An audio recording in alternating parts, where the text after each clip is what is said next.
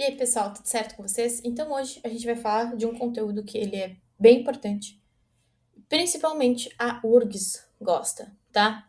Que é geometria molecular. Acho que o nome já fala por si. Nesse conteúdo, nós estaremos tratando das ligações covalentes, que são aquelas que formam moléculas. Então, só para a gente relembrar, né, a ligação covalente é aquela em que acontece o compartilhamento de elétrons pelos átomos. Então, aqui a gente tem dois exemplos, né? A molécula do dióxido de carbono, em que, para eu ter o teto completo, tanto do oxigênio quanto do carbono, eles compartilham 4 elétrons. E nós também temos a molécula de oxigênio, de gás oxigênio O2, né? Em que eu vou ter uma ligação covalente dupla entre as moléculas de oxigênio. A geometria molecular, então, ela é um formato adotado por uma molécula constituído por ligações covalentes no plano espacial. A disposições de um átomos, né, dos átomos de uma molécula, ela está baseada na teoria de repulsão de pares eletrônicos, que afirma que os elétrons presentes nas nuvens eletrônicas ao redor de um átomo central repelem-se ou afastam-se, né? Repelir, se afastar, alterando o posicionamento dos átomos, determinando assim a geometria molecular. Então, na verdade, a geometria molecular, ela ocorre porque, conforme a teoria da repulsão dos pares eletrônicos, as moléculas elas buscam ficar estáveis quanto à distribuição dessas nuvens eletrônicas. Então, as nuvens eletrônicas elas vão se afastar de forma a buscar uma estabilidade. Por isso que é muito importante a gente saber isso aqui. O que são pares eletrônicos ligantes e que são os pares eletrônicos não ligantes ou livres. A ligação covalente ela ocorre do compartilhamento de pares de elétrons na camada de valência. E esses átomos que estão sendo utilizados no compartilhamento são chamados de pares eletrônicos ligantes. Em muitos casos, na camada de valência, eu vou ter pares de elétrons que não participam das ligações. Eles não participam de nenhuma das ligações. E esses, então, são os pares eletrônicos livres ou não ligantes. Ao redor do átomo central, então, existem tanto esses pares eletrônicos ligantes quanto não ligantes. E esses vão ficar se repelindo, né? Tentando ficar o mais afastado possível para que a molécula fique estável. Com o afastamento máximo, então, a repulsão entre os pares eletrônicos ela vai ser mínima e, portanto, a molécula vai estar com a sua estabilidade máxima. Aqui a gente tem um exemplo da água, né? A água ela faz duas ligações covalentes, uma com cada hidrogênio, e ela ainda tem dois pares eletrônicos não ligantes, que vai determinar a geometria molecular da água. Vamos começar então com as geometrias. A primeira delas é a linear. A linear ela acontece em moléculas diatômicas ou triatômicas, na qual o átomo central ele vai estar ligado diretamente a outros dois átomos, né? No caso da triatômica. No caso da molécula triatômica, não pode haver nuvem eletrônica não ligante, ou seja, todos os pares eletrônicos devem ser ligantes. Como exemplo, nós temos a fórmula estrutural do I2, né, que é uma molécula diatômica, e do CS2, que é uma triatômica. Da mesma forma que o CS2 também é o CO2, né? O CO2, se a gente voltar o slide, a gente pode ver aqui que o CO2 também é uma geometria linear. Ele tem 3 átomos da molécula, mas não tem par eletrônico não ligante. Então, ele é uma geometria linear. A próxima geometria é a angular. Ela é triatômica, mas ela tem pares eletrônicos não ligantes. Uma ou duas nuvens eletrônicas não ligantes. Então, eu vou ter 3 átomos na molécula e uma ou duas nuvens de pares eletrônicos não ligantes. E isso caracteriza a geometria angular. O exemplo mais comum de geometria angular é a água, tá? Então, uma coisa que eu sempre falo para os meus alunos é, para cada uma das geometrias que a gente vai falar aqui na aula, guardem sempre um exemplo, porque o exemplo ele vai te facilitar entender o porquê aquela geometria é desta forma. A nossa próxima geometria é a trigonal plana. Ela ocorre numa molécula tetraatômica, ou seja, 4 átomos, no qual o átomo central vai se ligar diretamente a outros 3, e não a nuvem eletrônica não ligante. Inclusive, o exemplo aqui, ele é bem importante, porque é o boro, tá? O boro, ele não precisa completar o octeto. Ele é uma exceção à regra do octeto, tá? Ele se completa, a molécula do boro fica estável com 6 elétrons na camada de valência. Então, ele é uma contração ao octeto. Ele não precisa de 8 elétrons. E ele é o nosso exemplo de trigonal plana. Eu tenho 4 átomos, não tem nuvem eletrônica não ligante, ou elétrons livres. O próximo, então, é a geometria piramidal.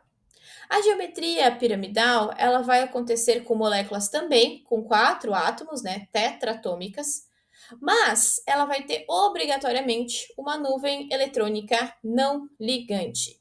E como exemplo trazido aqui, nós temos o pH3. Percebam que o fósforo aqui, ele fica, né, com aqueles 2 elétrons em cima, o que dá a ideia de ser a formação de uma pirâmide.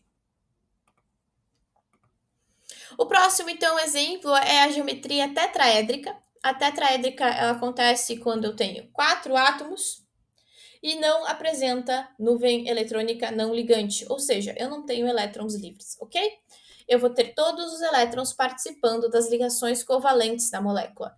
E esse aqui é um exemplo, né, do silício se ligando a 4 hidrogênios. Mas um exemplo mais comum ainda seria o do metano, né, o CH4, que é a base da orgânica, é o exemplo mais comum de molécula tetraédrica. A URGS, eu vou falar bem sincero para vocês, normalmente ela não avança muito em outras geometrias, tá? Ela trabalha bastante com essas geometrias que nós vimos até agora. A tetraédrica, a piramidal, a trigonal plana, a angular, a linear, e essas são as mais comuns. Mas a gente ainda tem outras duas que são bem importantes, e uma delas é a bipiramidal. A bipiramidal ela vai acontecer em moléculas que têm 6 átomos, tá?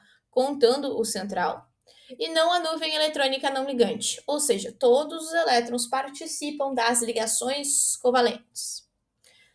Nesse caso aqui, do fósforo, o pH5, ele é uma exceção à regra do octeto. Percebam que o fósforo ele tem 5 elétrons na camada de valência e ele está fazendo 5 ligações.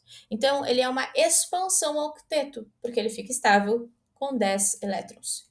Ele não apenas 8, mas sim 10 elétrons. Então, nesse caso aqui, o fósforo, né, ele está na sua geometria bipiramidal e está nos mostrando uma exceção à regra do octeto.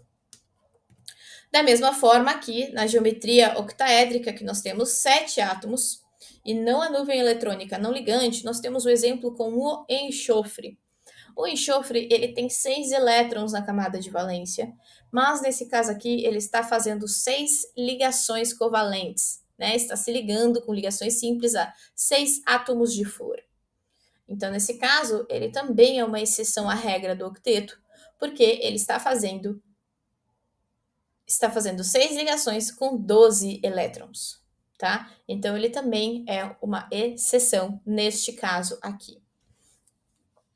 Outra coisa que é extremamente importante a gente estudar sobre as moléculas é a polaridade. Conforme os átomos que formam essas moléculas e a geometria molecular delas, a gente pode estar falando de uma molécula que é apolar ou polar. E a gente sabe que isso determina coisas extremamente importantes, como, por exemplo, a solubilidade, tá? Então agora a gente vai falar um pouquinho sobre polaridade. A polaridade de uma ligação e de uma molécula, ela está relacionada à distribuição dos elétrons ao redor dos átomos. Se essa distribuição ela for simétrica, a molécula vai ser apolar. Simétrica é apolar. Mas se essa distribuição for assimétrica, né, então não tiver simetria, for assimétrica, a molécula será polar. Ou seja, né, uma das partes da molécula vai ter uma densidade eletrônica maior que outra, por isso que ela vai ser polar. A polaridade das moléculas ela pode ser identificada de acordo com 2 critérios: a diferença de eletronegatividade dos átomos e a geometria molecular. Quando a gente fala sobre a diferença de eletronegatividade dos átomos, a gente comumente está falando de moléculas diatômicas. Então, A gente traz de exemplo ali, né, o gás oxigênio, o gás hidrogênio, o gás nitrogênio e o gás cloro. Todas elas serão apolares. Por quê? São dois átomos que estão se ligando entre si e eles não têm diferença de eletronegatividade. Então, nenhum deles puxa a nuvem eletrônica mais que o outro. Eles têm a mesma eletronegatividade. Então, essas moléculas vão ser apolares. Por outro lado, quando eu tenho moléculas que são formadas por dois átomos diatômicas, mas um dos átomos, que nem ali nos exemplos, é o hidrogênio, e o outro átomo é o cloro, o flúor, o bromo, o iodo, nesses casos aqui das moléculas diatômicas, eu vou ter uma diferença, né, de densidade eletrônica. Vamos para o lado do HF. O hidrogênio, ele está lá na família 1A, enquanto o flúor é o elemento mais eletronegativo que a gente conhece. Então, a densidade eletrônica ela vai ser muito maior sobre o flúor. Por isso, que essas moléculas em que elas são diatômicas, mas os elementos têm uma eletronegatividade muito grande entre si, a diferença, ela vai ser polar. Beleza? Deu para entender? Agora falando de polaridade contra a geometria da molécula. A geometria da molécula, ela interfere, como a gente viu até agora, em como os elétrons vão estar distribuídos nela, o que, consequentemente, interfere na polaridade. Se a molécula for formada por 3 ou mais átomos, a gente vai ter que analisar a geometria molecular para saber se aquela molécula é polar ou apolar. O primeiro exemplo que eu trago para vocês é o do CO2, do gás carbônico, né?